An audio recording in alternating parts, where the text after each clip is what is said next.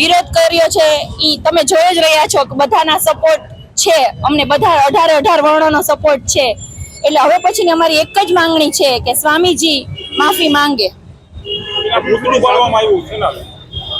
કે આવી રીતે જે ધર્મની લાગણી દુભાય એવી રીતનું કાર્ય કરવામાં આવ્યું છે. એટલે કોઈ દિવસ અત્યાર સુધીમાં તમે જોયું નહીં હોય કે રઘુવંશી સમાજે કોઈનું પૂતળું બાળ્યું હોય.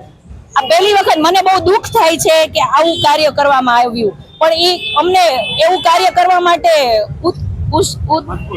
મજબૂર કર્યા છે.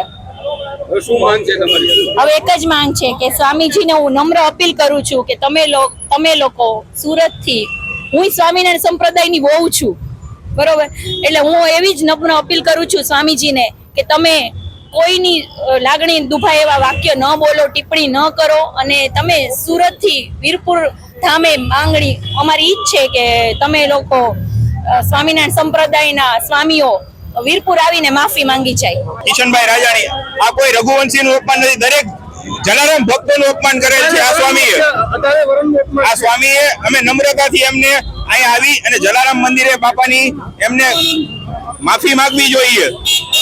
આટલા બધા લોહાણા સમાજ છે તો બધાની ધરપકડ કરી શકશે એટલી જેલમાં પડી એટલે પોલીસ સ્ટેશન પડ્યા એમ એક ગાડી ભરે તો બાકીના શું થશે? જશે તો બીજા 200 જણા અંદર જશે ને શું થશે? કેટલાની ધરપકડ કેટલાની કરી શકશે વગર કારણે? ખાલી રાજકોટ પૂરતી આ વાત છે. લોહાણા સમાજ ખાલી રાજકોટમાં જ વસે છે એવું છે?